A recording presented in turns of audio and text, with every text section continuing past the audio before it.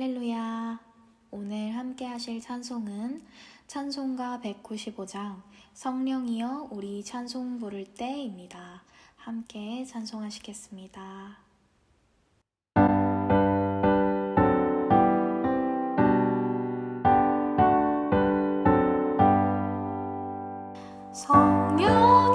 성령이여 우리 찬송 부를 때 진심으로 찬양하게 하소서. 성령이여 우리 기도드릴 때 우리 곁에 계셔 일러주소서. 성령이여 우리 성경 읽을 때 그 속에서 빛을 보게 하소서.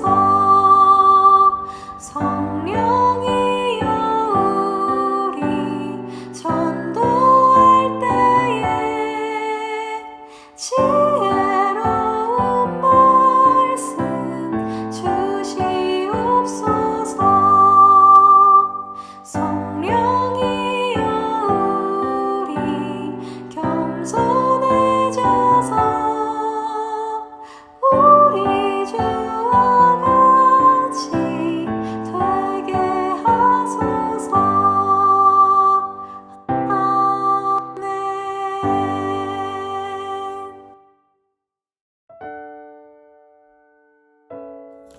함께 기도하시죠. 하나님 감사합니다.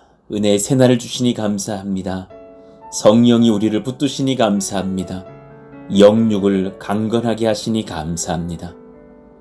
우리의 연약한 것은 예수의 보혈로 덮어주시니 감사합니다. 오늘도 또 말씀으로 지도해 주시니 감사합니다. 하나님, 새날을 여셨으니 우리 가운데 새 힘을 더하사 하나님의 은혜로만 또 든든히 서서 승리하고 돌아오는 귀한 한 날 되기를 원합니다.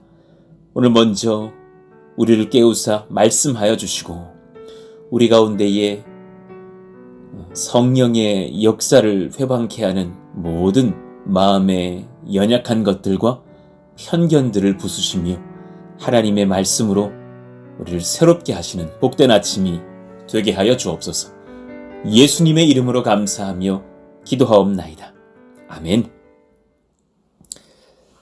자, 오늘까지 마태복음 9장 13절의 말씀을 암송해 보겠습니다. 우리 같이 한번 읽어보죠. 너희는 가서 내가 긍휼을 원하고 제사를 원하지 아니하노라 하신 뜻이 무엇인지 배우라. 나는 의인을 부르러 온 것이 아니요 죄인을 부르러 왔노라 하시니라. 마태복음 9장 13절 말씀. 아멘. 오늘 우리에게 주신 주님 말씀은 사도행전 11장입니다. 벌써 10장 설교가 지나가고 사도행전 11장을 맞이했네요. 1절부터 16절까지를 같이 한번 교독하여 읽겠습니다.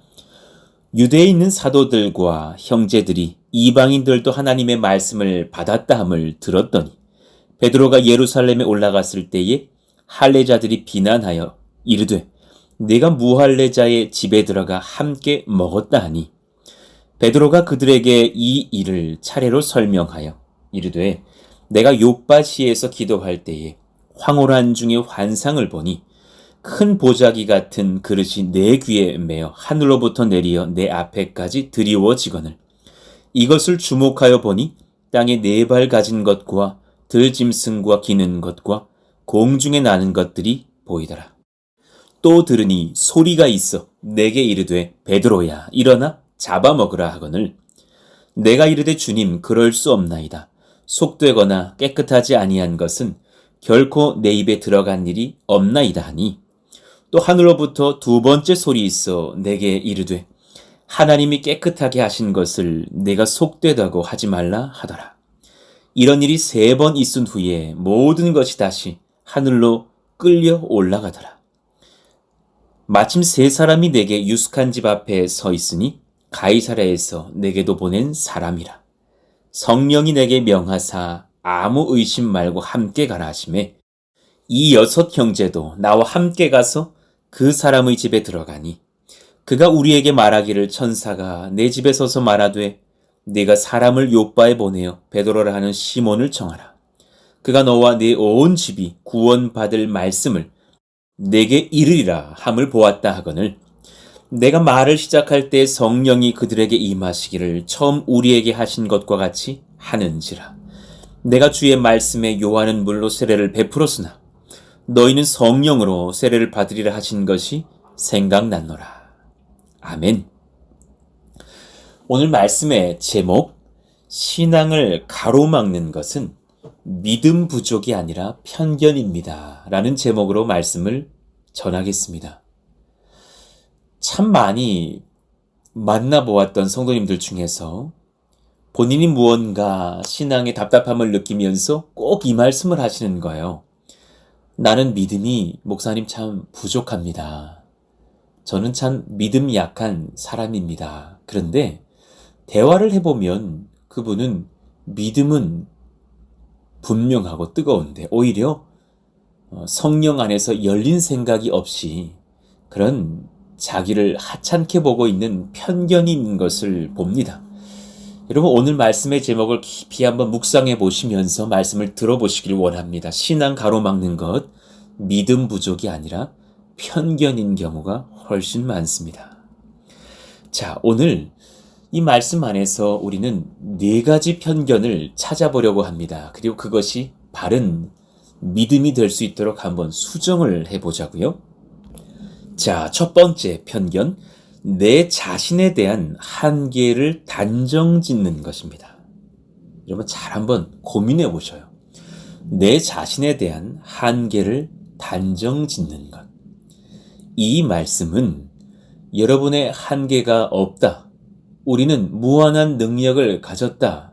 라는 어쩌면 굉장히 요즘 현대에 그런 자기에 대한 희망을 북돋아주는 그런 이야기를 제가 하려는 것은 아니에요.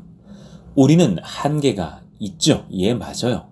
그러나 신앙의 눈으로 볼 때에 주께서 원하시는 일을 내가 감당하는 것에 있어서는 성령이 함께 하시면 내게 한계는 없습니다. 여러분 그것을 아시는지요? 많은 목회자들이 설교는 그렇게 하나 본인이 그런 상황이 됐을 때 도전하지 못하는 것을 저는 너무너무 많이 보았습니다. 많은 성도님들이 그렇게 아멘하나 본인의 정말 삶의 고민의 그 현장이 됐을 때는 세상의 상식을 택하는 경우를 참 많이 봤고 돈의 논리, 그런 어떤 학력의 논리, 상황의 논리에 굴복되는 것을 참 많이 봤죠. 그러나 우리는 성령 안에서 이 진리 하나 깨달아야 돼요.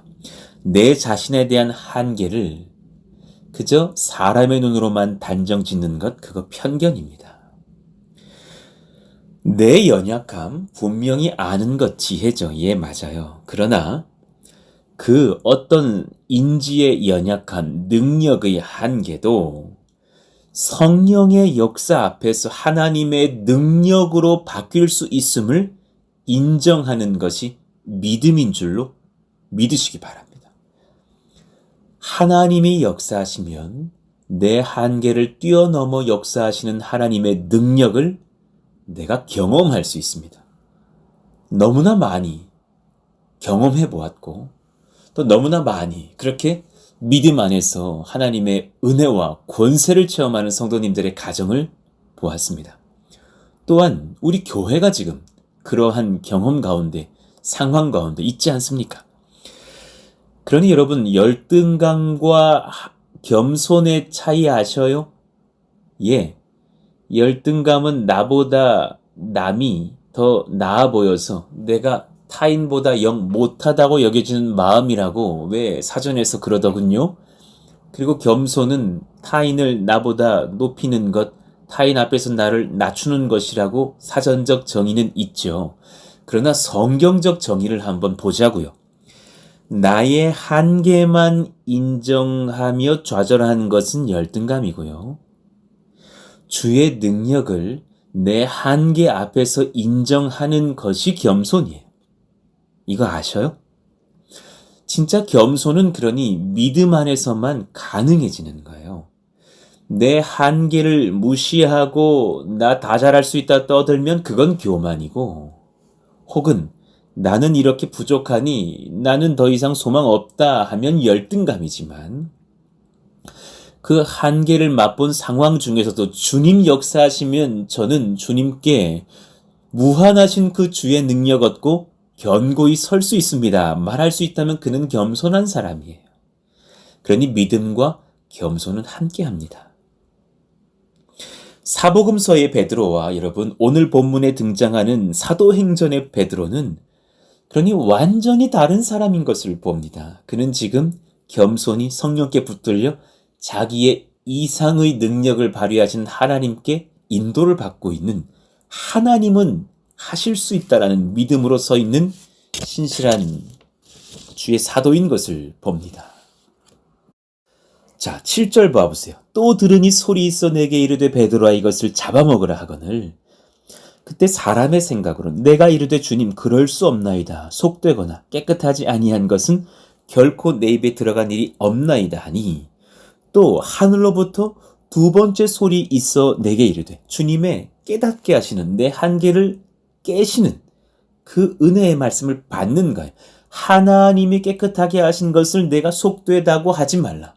그리고 이 환상이 3번 반복되고 나니 성령의 지도를 따라서 이제 고넬료 이방인에게도 로마인에게도 내가 그렇게 세례를 베풀 수 있다라는 확신을 가지고서 성령의 지도를 받고 있는 베드로를 봅니다. 내 자신에 대한, 내 생각에 대한 한계를 성령 안에서 넓힐 수 있는 사람, 그 사람이 참 믿음의 사람입니다. 내 자신의 한계에 대한, 닫혀진 그 생각에 대한 편견 버리시기 바랍니다. 두 번째, 누군가를 향해서 그는 결코 변화되지 못할 것이라 단정 짓는 것, 그거 아주 무서운 편견입니다. 그 사람 기독교인이라 말하기 어렵습니다. 성경은 모든 변화된 사람들만을 기록하고 있지 않습니까? 정말 예수 잡아 죽이던 사울이 성령의 능력 안에서 예수님 만나 바울로 바뀌어서 신약 13권을 쓰고 수많은 아시아와 유럽의 교회들을 세울 줄이야 세상엔 누가 알았겠습니까? 그 편견 내려놓지 못하면 교회에서 소망 가지고 전도하고 헌신하기 어렵습니다. 소망 가지고 셀리더 하기 어렵습니다. 사람 바뀌지 않을 거라 믿는다면 참 신앙생활 기쁨을 잃어버리고 예수님 섬기는 것입니다. 1절, 2절, 3절에 그런 편견들이 유대인들에게서 느껴지잖아요. 유대에 있는 사도들과 형제들이 이방인들도 하나님의 말씀 받았다함을 들었더니 베드로가 예루살렘에 올라왔을 때의 할례자들이 비난하여, 유대인들이 비난하여 이르되 내가 무할례자의 집에 들어가 함께 먹었다 하니, 이들은 예수님 믿고 있는 무리지만 유대인 출신들로서 할례 받았던 사람들, 그런데 여전히 예수님도 믿지만 그 구약의 율법이 그들을 지배하고 있는 것을 보는 거예요. 무할례자들에게 어떻게 예수님 증거할 수 있느냐? 무할례자가 어떻게 성령 받을 수 있느냐? 아니요. 그 고리타분한 생각 내려놔야 합니다. 제일 무서운 거예요. 저는 이것이 교회에서 제일 암덩어리 같은 무서움이라고 봐요. 타인을 함부로 판단하는 것. 제가 또한 여러분을 그렇게 함부로 판단했다 여겨지는 실수를 범했다면 용서를 드려. 그러나 그렇게 함부로 판단하는 분 저 정직하게 별로 없습니다. 그렇지 않습니다. 주 안에서 소망을 가지고 기도해 드릴 뿐이지 그렇게 함부로 판단하지 않으려 합니다. 그에게 성령의 은혜가 크게 임할 수 있음을 우리는 항상 열어놔야 됩니다. 이걸 거부하는 생각은 하나님의 은혜를, 하나님의 능력을 우리가 단정짓는 것과 같습니다. 부정적인 사람의 생각으로 상대방이 하나님 은혜는 받지 못할 거야, 저 사람은 변화되기는 글렀어 라고 여기는 마음, 사실 여러분 엄청난 미움이고 엄청난 불신이며 살인과 다를 것이 없는 생각들입니다. 내려놓으시기 바랍니다. 오히려 제가 생각할 때는 그렇게 생각하고 있는 그 사람의 영이 은혜를 잃어버리고 죽어있는 경우가 더 많아요. 그렇게 단정짓고 있을 시간에 차라리 깨어서 그를 위해서 성령께 간구하는 것이 현명합니다. 그러니 여러분, 가족을 향해서 단정짓는 마음 버리시기 원합니다. 내 남편 바뀌기는 글렀어. 아니요. 저는 우리 성도님들은 지금 지난 1년, 2년 사이에 너무나 많은 우리 남편들이, 우리의 아내들이 바뀌고 있는 것을 보고 있잖아요. 우리 청년들이 변화되고 있는 것을 보고 있잖아요. 처음에는 청년 예배 따로 만들어 달라던 청년들이 장년들과 함께 연합하니까 이렇게 좋다고, 어떤 청년은 함께 그렇게 양육하면서 어른들의 생각을 들어보는 셀을 해보니 너무 감동이 된다고. 어른들도 마찬가지. 20대 청년들과 함께 셀을 해보니 느끼는 것이 많았다고. 내 생각이 오히려 열리는 것을 경험한다고. 종종 목사님 그렇게 세대 통합으로 좀 만나서 교제하는 셀을 허락해달라는 보고를 받습니다. 사람은 은혜 안에서 바뀌어지는 것을 봅니다. 교회 형제와 자매를 향해서 함부로 단정짓고 그 생각을 수년째 간직하는 교만 버리시기를 원합니다. 제일 무서운 게 5년 전 그 사람이 내게 했던 말 기억하면서 5년 후에도 5년 전 그 일을 다른 사람들에게 말하고 다니는 거예요. 그거 정말 무서운 살인죄예요. 그때 5년 전에 저 사람이 나한테 이렇게 말했잖아. 그 사람은 미움이 많은 사람이야. 그 사람은 자기밖에 모르는 사람이야. 여러분, 그 다친 사고 예수 믿기 어렵게 하는 사고입니다. 버리시기를 원합니다. 그도 성령 안에서 변화되고 있고 변화될 수 있습니다. 그리고 오히려 그런 생각을 가지고 있는 내가 먼저 변화되어야 될 것입니다. 성령께서 그도 나도 우리를 사랑하십니다. 그의 마음을 듣기 전에 그를 다 안다고도 단정짓기 마시기를 원합니다. 그리고 성령께서 우리를 다 만져주고 계신다는 것을 믿고 오히려 중보하고 소망을 품어주시기를 원합니다. 내 이웃, 직장 동료, 변화되지 못할 것이란 생각 무섭습니다. 내 자녀, 우리가 아는 어떤 청년, 안 변할 거라고 여기는 것도 무섭습니다. 오히려 그에게 예수님을 소개해 주십시오. 그에게도 목마름이 있습니다. 주님께서 그들을 만나주십니다. 바꾸십니다. 역사하십니다. 누군가를 향해서 그가 변화되지 못할 것이라는 생각, 그 무서운 편견 버리시기 원합니다. 주님이 만나시면 바뀌지 않을 사람은 없습니다. 세 번째, 성령께서 내게 특별히 역사하시지는 않으실 거라고, 내게 성령의 신묘한 은혜와 능력이 임하기는 어려울 것이라고 단정짓는 것, 그건 무서운 편견입니다. 성령께서 오늘 나에게 오셔서 말씀하실 수 있습니다. 특별한 은사 주실 수 있습니다. 하나님의 소명 감당할 만한 지혜와 능력 주실 수 있습니다. 꿈에서도 말씀하실 수 있습니다. 예배 드리는 중에 말씀하실 수 있습니다. 기도하시는 중에 고크라트리실 수 있습니다. 성령은 그런 분이십니다. 그러니 제일 무서운 그런 신학적 태도요. 성령의 은사, 완전히 신약시대 이후 끝났다고 보는 신학자들이 있습니다. 어떻게 성경을 연구했을까 제가 보긴 궁금합니다. 어리석습니다. 성령의 은혜와 은사 없이 척박한 땅에 교회 세워지기 어렵습니다. 수많이 일어나는 성령의 역사를 그들은 어떻게 설명할 수 있겠습니까?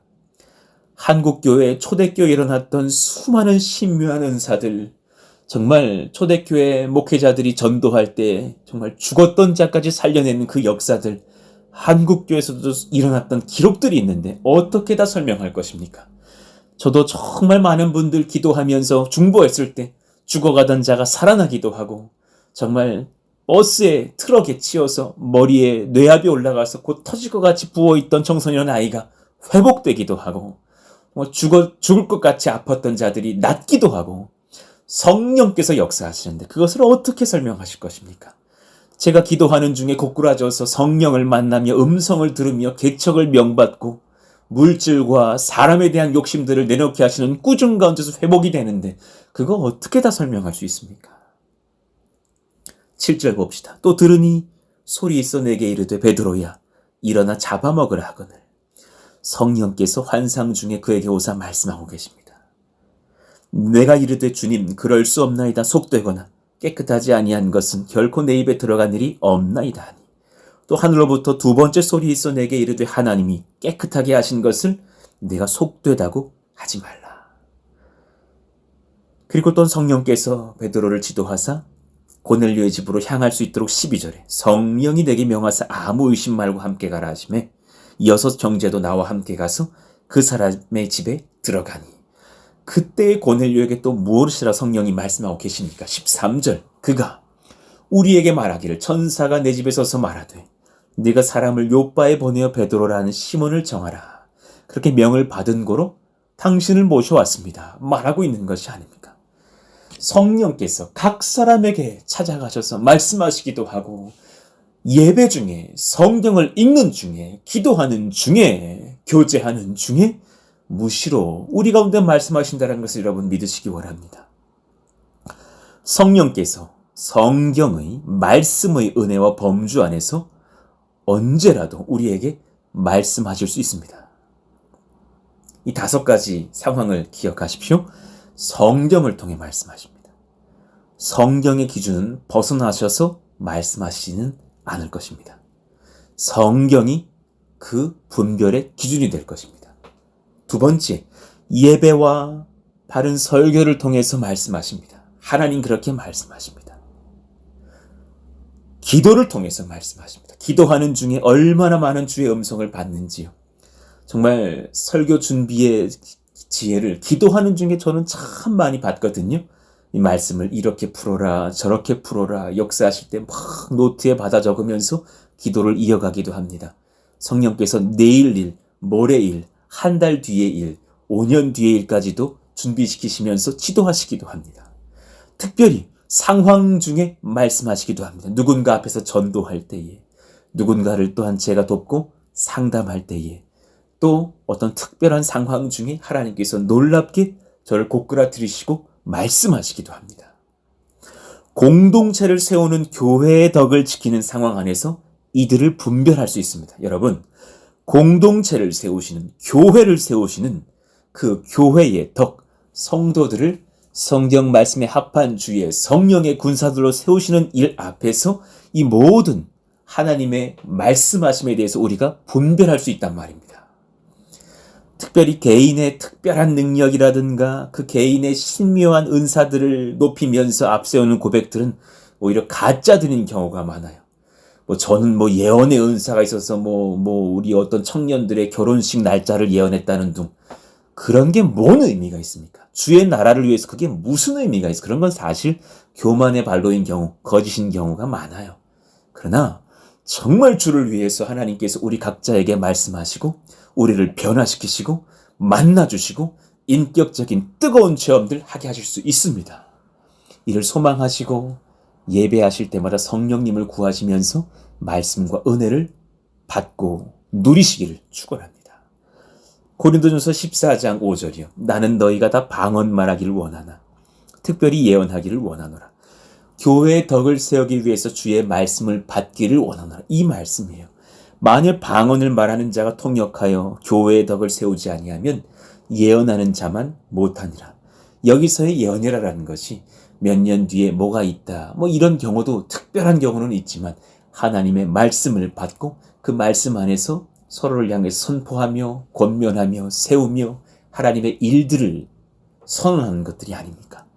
고린도전서 14장 12절 그러므로 너희도 영적인 것을 사모하는 자인즉 교회의 덕을 세우기 위하여 그것이 풍성하기를 구하라 하셨어요. 성령께서 우리에게 오사 특별한 은혜와 말씀들로 지도하십니다.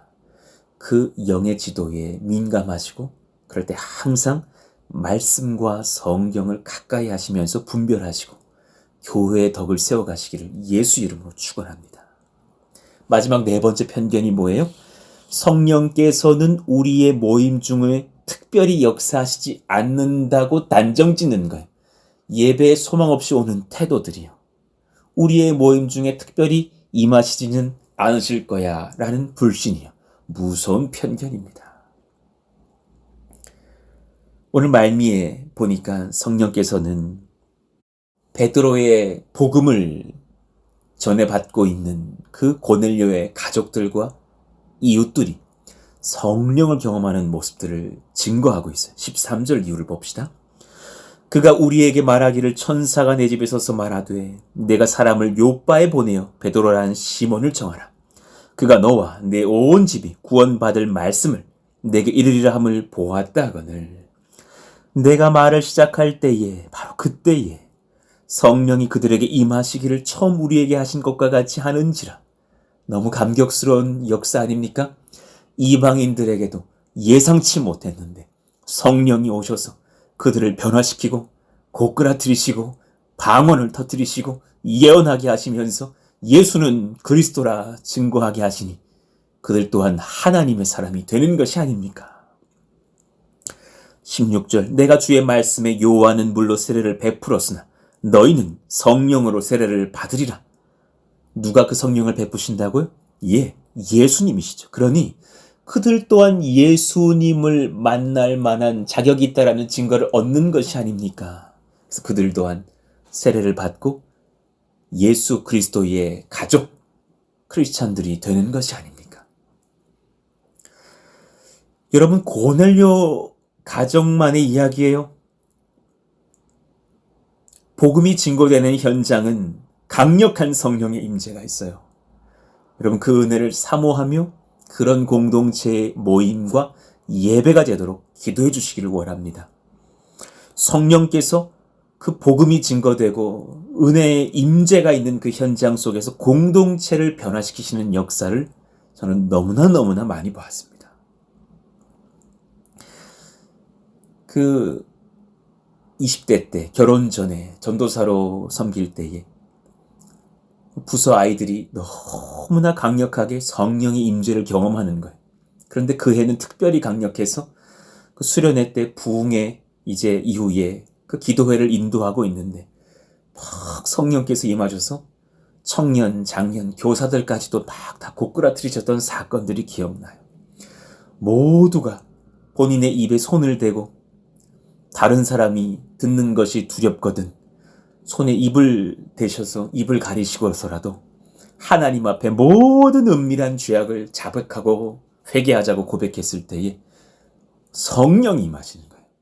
많은 아이들과 교사들과 남녀노소 할 것 없이 막 성령이 임하셔서 온 부서와 교사들과 부모들까지도 막 회개시켜 하셨던 역사를 기억해요. 하나님 앞에 눈물로 자복하면서 성결의 영으로 거듭났던 시간들. 여러분 두말할 것 없이 저희 프른스 동산교회 주일 예배 믿음 약한 분들을 그냥 모시고 와보셔요. 와보면 알아요. 저희들 예배는 와보면 알아요. 막 은혜의 현장, 성령의 역사의 현장, 수주일 전에 그 3부 예배 때의 그 회개, 청년들과 장년들 같이 울부짖으면서 막 회개하고 가슴을 치면서 하나님 앞에 자복하며 엎드렸던 은혜의 시간들, 그때 우리 가운데 오셔서 우리에게 말씀하시는 예수 그리스도의 그 위로와 복음과 성령의 능력이 임하는 시간들을 우리 경험하고 있지 않습니까? 하나님께서 우리 가운데 오셔서 우리 공동체를 바꾸십니다. 가능합니다. 그 역사를 소망하십시다. 우리 이 땅이든 단연리에 가서는 그 역사가 지속되게 해달라고 기도하시고 우리 가정의 예배가 그러하게 해달라고 우리 전도의 현장과 모든 예배의 현장, 앞으로 군선교와 해외선교 현장에서 그러하기를 원한다고 기도하시기를 원합니다. 이런 말씀을 정리합니다. 편견을 버리십시다. 따라합시다. 편견을 버리십시다. 진리 안에 믿음을 분명히 합시다. 진리 안에서 믿음을 분명히 합시다. 4가지 편견 버리라 그랬어요? 내 자신에 대한 한계 단정 짓는 편견 버리십시다. 누군가를 향해 그는 변화되지 못할 것이라 단정 짓는 편견 버립시다. 성령께서 내게 특별히 역사하시지 않는다는 편견 버립시다. 성령께서 우리 모임 중에 특별히 역사하시지는 않으실 거라는 편견 버립시다. 오히려 진리 안에 다음에 4가지 믿음을 분명히 합시다. 첫 번째, 성령이 임하시면 나는 내 한계를 뛰어넘어 섬기며 열매 맺을 수 있습니다. 아멘입니다. 두 번째, 성령이 임하시면 불가능해 보이던 그가 변하여 주님의 사람 될 수 있습니다. 할렐루야. 이를 믿으시기를 원합니다. 세 번째, 성령이 임하시면 나에게 특별히 말씀하사 소명과 은혜를 부으실 수 있습니다. 그 능력과 은혜를 경험한 사람의 모든 행사가 형통합니다. 네 번째, 성령이 임하시면 교회와 가정, 하나님의 손에 붙잡혀 세상을 변화시킬 수 있습니다. 이 믿음과 은혜로 서게 하여 주시옵소서. 참으로 아멘입니다. 여러분, 이런 담대한 믿음 가지고 편견을 내려놓고 주님 섬기는 우리 저와 여러분 되길 원합니다. 아멘이시죠? 우리 같이 오늘 말씀 붙잡고 우리 성령이여 우리 찬송 부를 때 195장에 뜨겁게 1절, 2절, 5절 부르고 기도하기를 원합니다.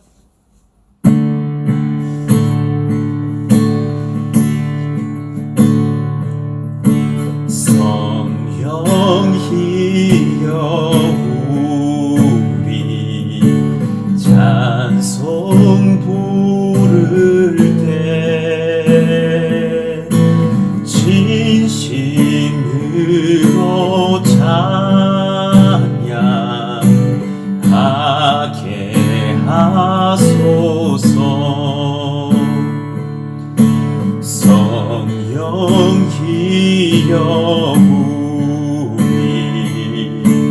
기도 드릴 때 우리 곁에 계셔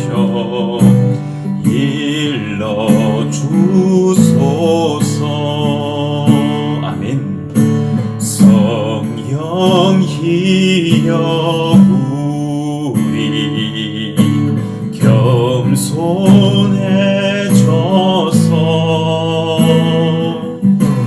우리 주와 같이 되게 하소서.